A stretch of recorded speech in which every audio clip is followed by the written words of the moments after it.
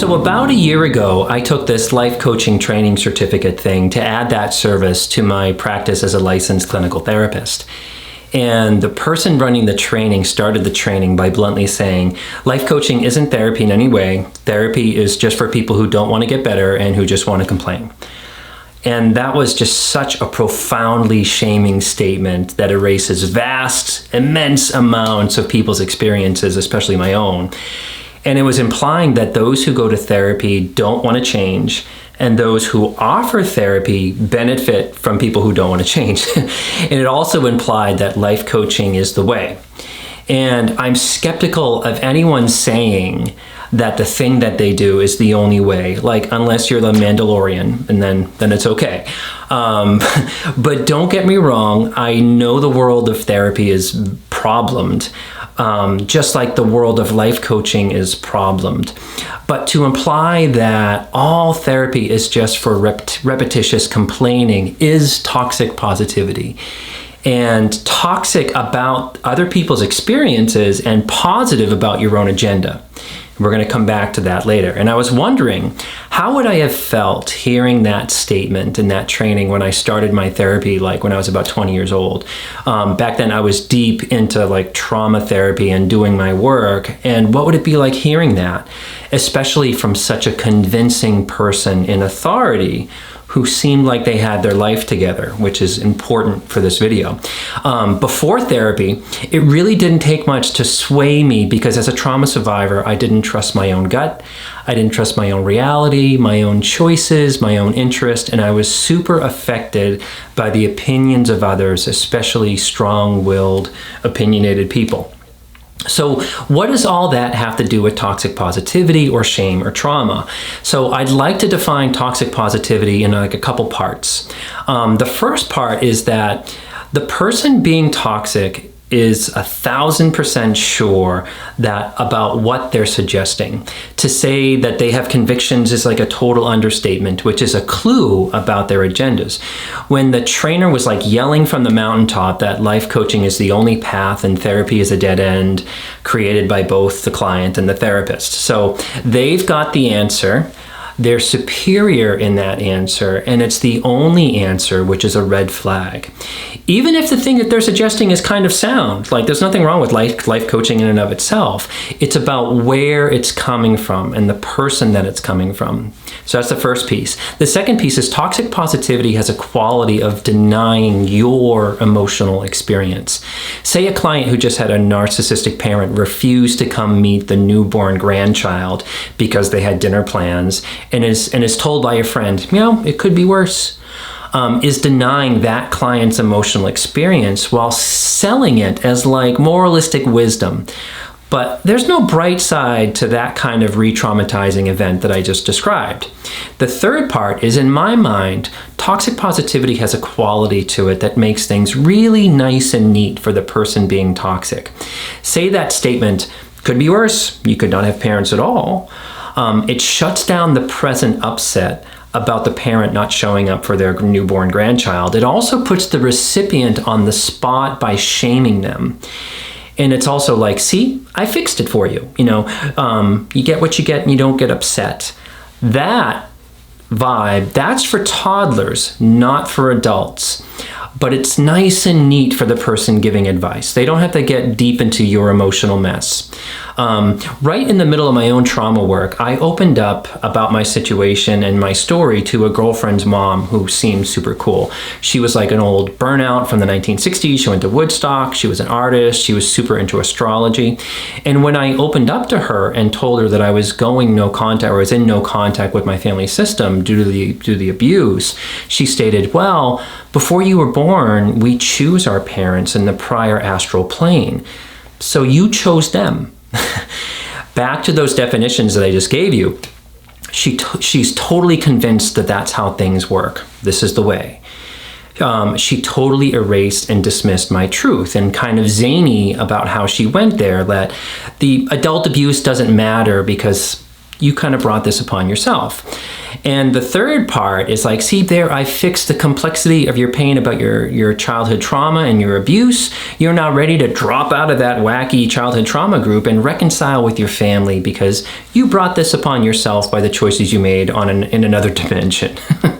And as a side note, we can label that type of her fixing me as codependency, since codependency seems to usually make nice with the abusers on some higher road or turn the other cheek or from a distant astral plane like we're above it all. It's not true. The life coach and the girlfriend's mother examples are examples of how toxic positivity can be extremely triggering. The girlfriend's mom thing wrecked me at that time, and I've never been so pissed off, which was actually progress for me at the time because I was working on withholding my truth.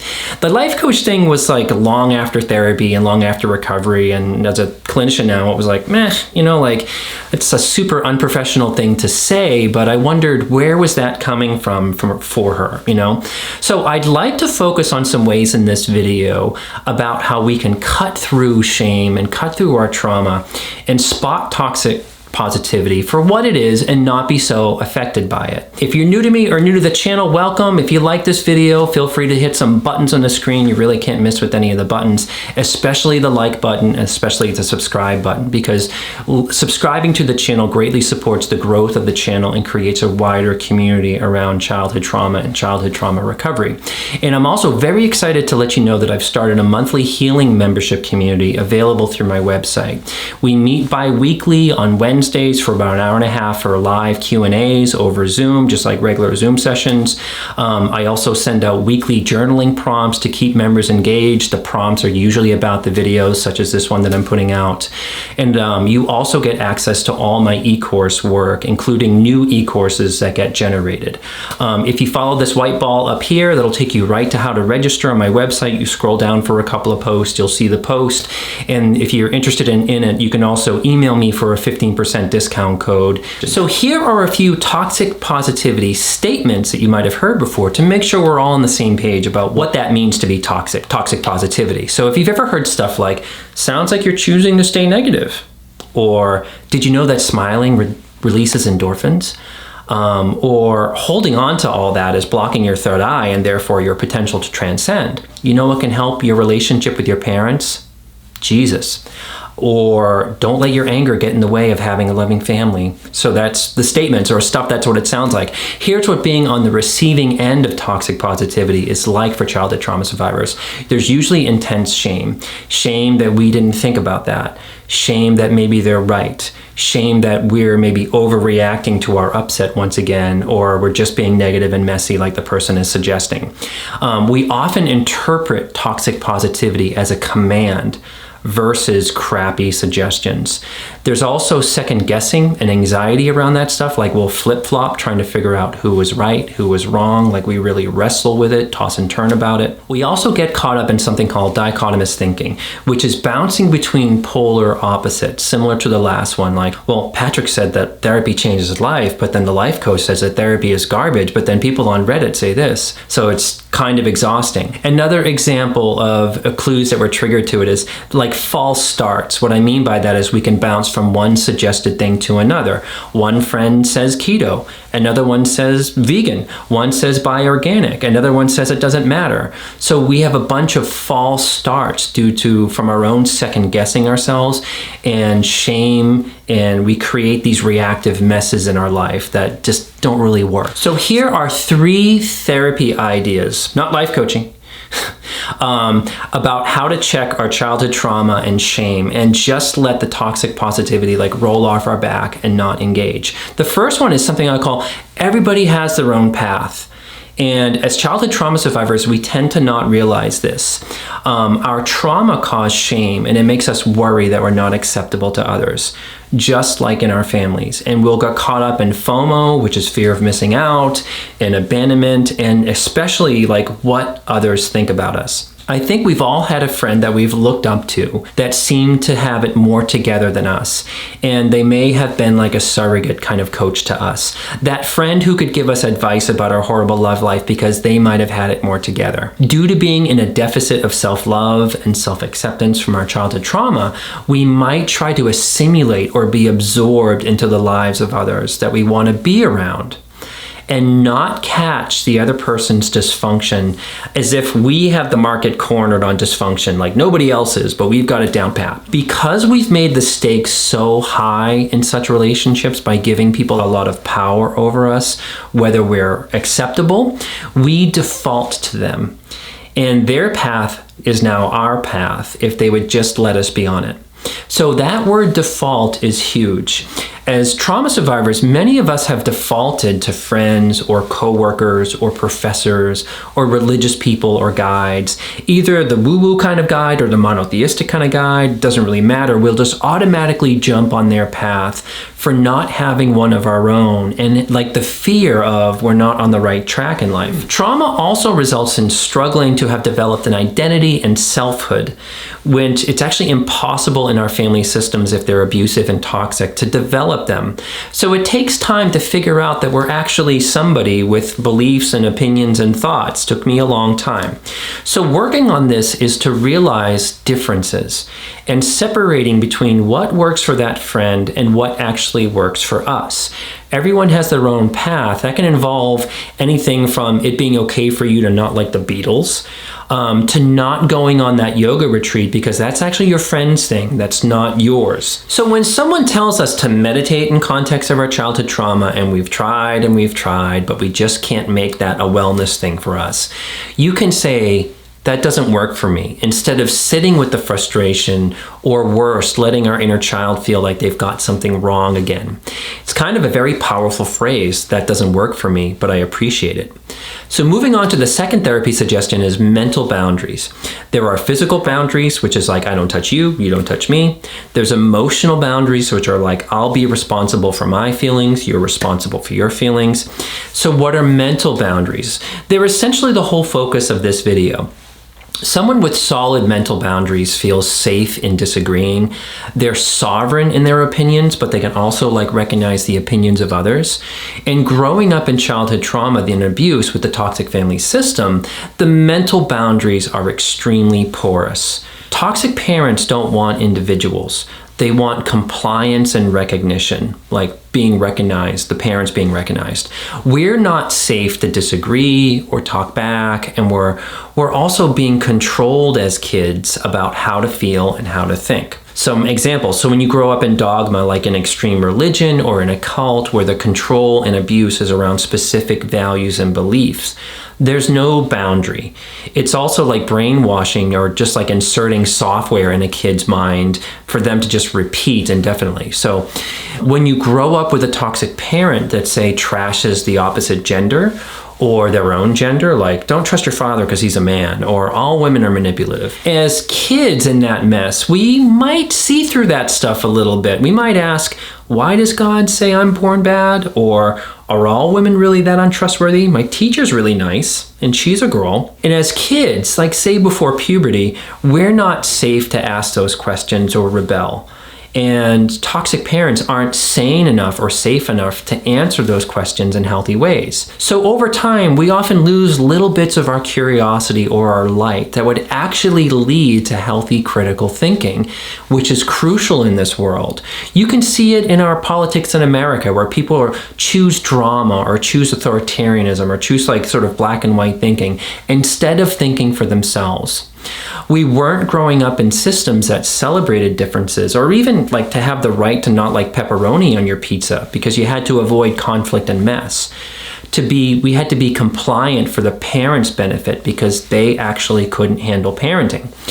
Or kids' questions, So when the life coach says therapy is lame, or the tarot card friend says you're bringing unavailable people into your life on purpose, or the religious person is a good method actor and they're worried about your ability to be a good person without God in your life, you can develop a good, healthy mentally boundary by saying no to all that and just saying it doesn't work for you.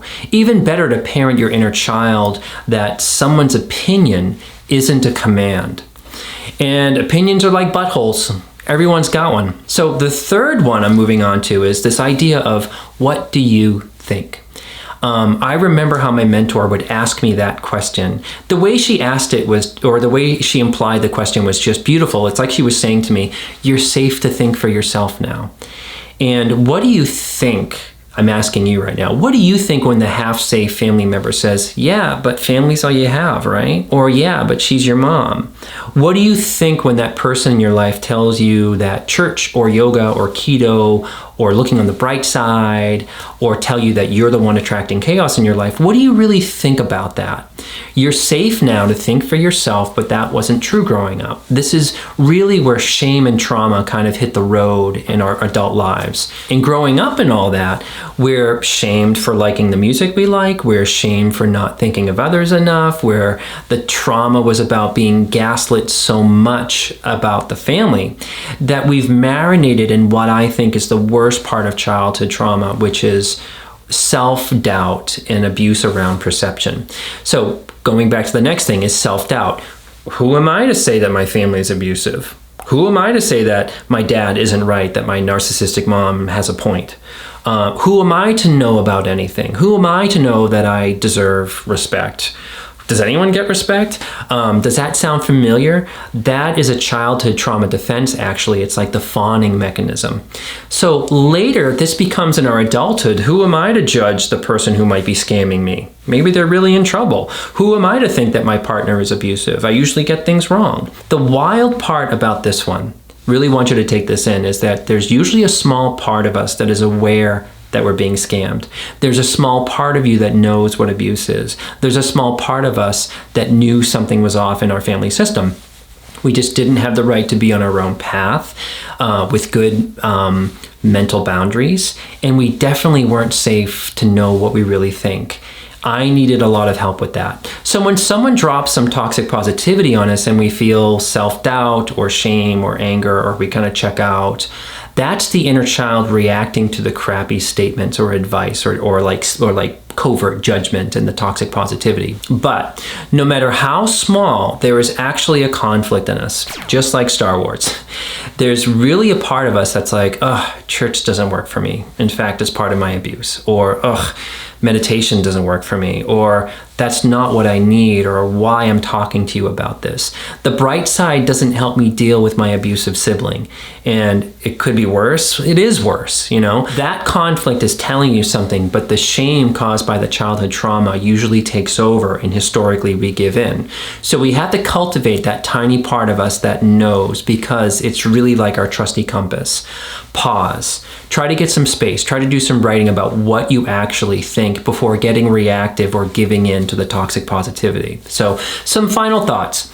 I'm not saying, let me repeat, I am not saying in any way that spirituality or yoga or meditation or holistic practice is bad.